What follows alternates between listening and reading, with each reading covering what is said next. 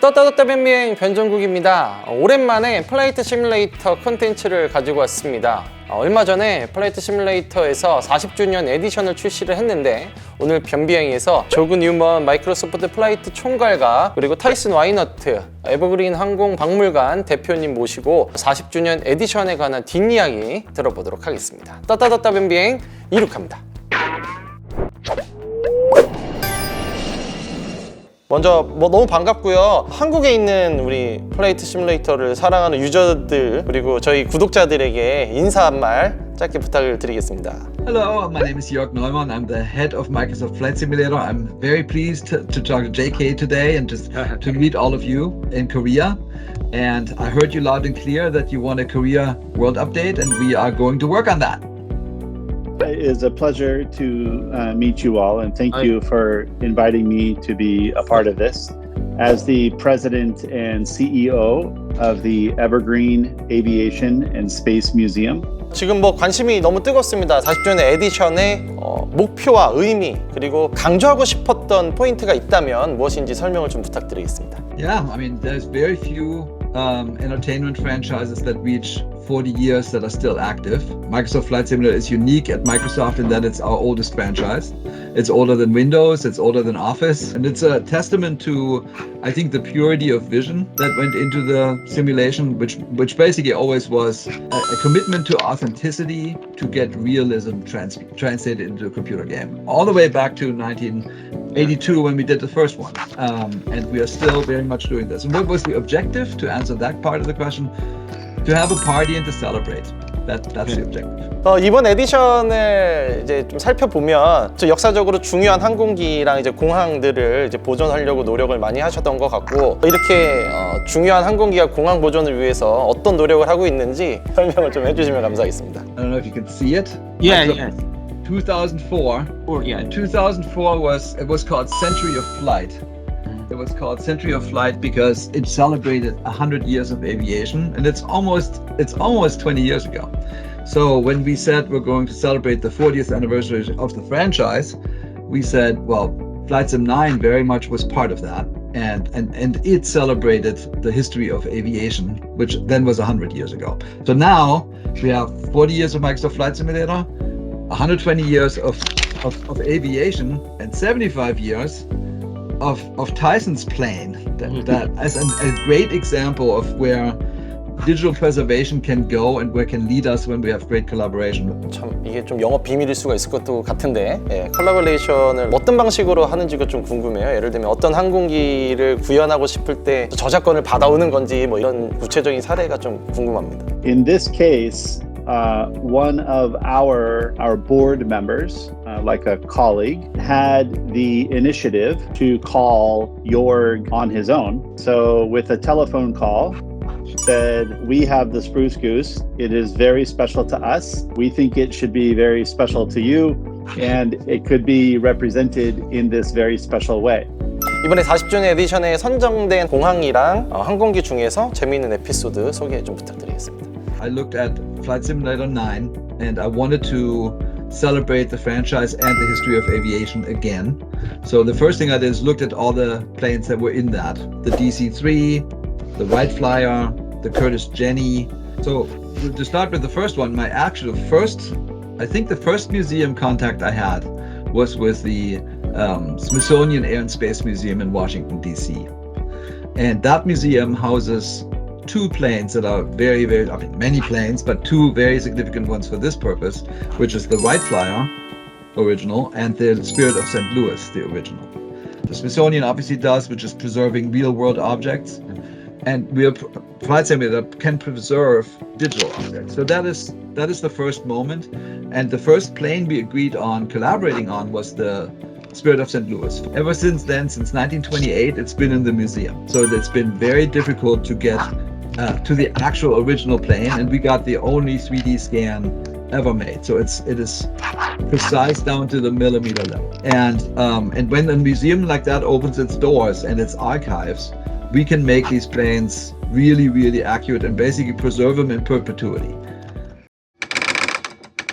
자, 이번에 그러면 제가 우리 유저 입장에서 좀 질문을 드리면 유저들이 이번 40주년 에디션에서 이런 것들은 정말 의미 있게 좀 알아주셨으면 좋겠다, 체험해봤으면 좋겠다는 포인트들이 있으면 몇 개 좀 소개를 좀 부탁드릴게요. Well, so it's the first time since 2006 that we have added helicopters and gliders, and I think it's very different, and it's very much something that I recommend checking out. So I flew helicopters for the United States Coast Guard and have about over 3,000 hours. And when I got to experience the Microsoft Flight Simulator, it was equally beautiful and pure joy. I am confident will make not only more people enjoy Flight Simulator, but also actual helicopter pilots or aspiring helicopter pilots to be better pilots because of what you can see and learn in that experience. The level of sophistication in the modeling is absolutely spectacular. 저희 채널에 보면은 플라이트 시뮬레이터 그 콘텐츠가 몇 개 있는데 조회수가 막 몇십만이 엄청나거든요. 정확도가 많이 구현되어 있는 것이 우리 유저들한테 큰 인상으로 다가오고 있는 것 같습니다. 사실 이제 우리가 클래식한 기재들도 있지만 이제 한국 유저들한테는 한국에서는 볼 수 없는 기종에 대해서 굉장히 열광을 하고 있어요. 그래서 대표적인 유저들이 정말 미치고 있는 항공기가 A310인데 이 기재가 선정하게 된 배경이 있을지 좀 궁금합니다. The very first one that was originated at the new company Airbus was the A310, and it had a lot of the early systems before the final fly-by-wire that they have now. It's very unique. Some people would say it's quirky, but it also is interesting as a learning opportunity of how this all started. Because nowadays you fly A320 neos or A319s, A380s. They all kind of go back to this original design, and I think it's fascinating. And the reason why we pushed it is because in the launch sim we had an A320neo, which is quite a modern plane. The A310 you have to work a little bit more. You know, it has shorter range. It's very different, and even experienced simmers have to learn. That's why we made 4.5 hours of videos. 한국에 관한 좀 업데이트 부분을 당연히 이제 궁금할 수밖에 없는데 앞으로 혹시 뭐 한국에 관한 업데이트 계획이 있는지 말씀 부탁드릴게요. I apologize that it's it has something to do with when we make a world update, we want to be comprehensive, and for that we need aerial data, satellite data, height field data, 3D cities, and then we pick POIs and airports, and then we make some missions to really showcase the country. The specific challenge I have with Korea is some of the 3D data has to be housed in Korea, as you probably know. So I have some difficulty creating and then essentially streaming the 3D cities, and I'm trying hard to make this work, but that's the only reason why we haven't done it. I'm very aware, because I look at the feedback snapshot every week, and Korea is very high on the list, so we have to do it. 지금 들으면서 제가 굉장히 아쉬운 게 하나가 뭐냐면 사실 올해가 한국 항공 역사에서 굉장히 의미가 있는 해예요. 딱 정확히 100년 전 12월 안창남이라는 파일럿이 한국인이 최초로 비행기를 몰고 한반도를 상공을 난 100주년이 되는 해거든요. 그때 당시 탄 비행기가 우리나라 박물관에 있습니다. 그래서 와, 이거를 미리 알았었더라면 협업을 해가지고 의미 있는 항공기를 좀 보존해서 좀 이렇게 나왔었을 수도 있지 않겠느냐는 좀 아쉬움이 있거든요. 지금 우리나라 공항공사 박물관 쪽에서도 굉장히 흥미를 갖고 있어요. 업데이트 관련된 걸 우리가 정보를 줄 수도 있을 것 같고 박물관에 있는 그 비행기 기체에 대한 정보도 좀 줄 수 있을 것 같은데 혹시 이런 협업도 가능한지? So I would love that. I mean, basically it's a bandwidth issue.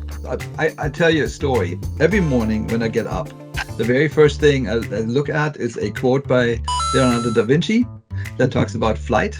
And then the next thing I do is there's a website that's called Today in Aviation. And it's a website that sort of lists notable events on a calendar. So it's sort of like, okay, interesting. The thing that's hard is it doesn't go forward. It's just today, and you can go back.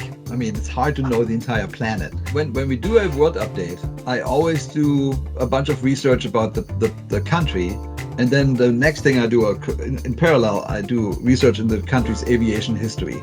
Famous aviators, aviation manufacturers, feats of aviation, and I try to tell that story. Typically, we just make one plane. In the future, I think about doing more than that and actually find a way to narratively tell the story of a country's aviation history. When we do the South Korea update, we should do this plane. Because if it's first, it's the perfect thing for the local legend series. 마지막으로 유저들에게 그리고 우리 구독자, 독자들에게 해주시고 싶은 말 있으면 좀 정리를 해주셨으면 좋겠습니다. I would say thank you for being interested in aviation. Thank you for being in flight simming. To me, it speaks to mankind. It's part of our story, who we are as people, what we do, how we do it. It's always, for aviation for me, was also always aspiring to go into the air, go further, faster, safer, more in tune with the planet, with more environmentally friendly propulsion. I think aviation is part of us, and celebrating it this way, I think is a great gift. I'm just so grateful for the manifestation of digital preservation. So it is one thing to talk about it, it's another thing to do it. And for Jorg to lead this amazing team that is doing it so wonderfully that we can inspire people everywhere in the world who are either curious about flight or passionate about flight. And that digital preservation connects that curiosity with a sense of action. And if that action is to draw you to an actual airplane one day, or a helicopter, or anything in the aerospace community, that is a special connection to think about it and then to be able to take some sort of action with it. I just wanted to say one more thing. Tyson's thing is so easily, we talk about digital a lot, and digital is great. Digital hopefully is in perpetuity, but the connection to the real world is also critically important. And I cannot overstress, and maybe you can say that to your readers, please go to a museum. We need to also go to these museums that are spending their entire existence preserving these things in the real world. So I think the connection needs to be made. Now, I'm very proud of Flight Simulator, but it's the connection where we're very unique. There's lots of games that are digital. This is a real world thing that comes to the digital space, which helps both. It's synergistic. So let's talk about it that way. 정말 좋은 말씀 정말 감사하고요. 오늘 너무 시간 내주셔서 너무 감사합니다. 네. Thank you so much. Pleasure. Pleasure.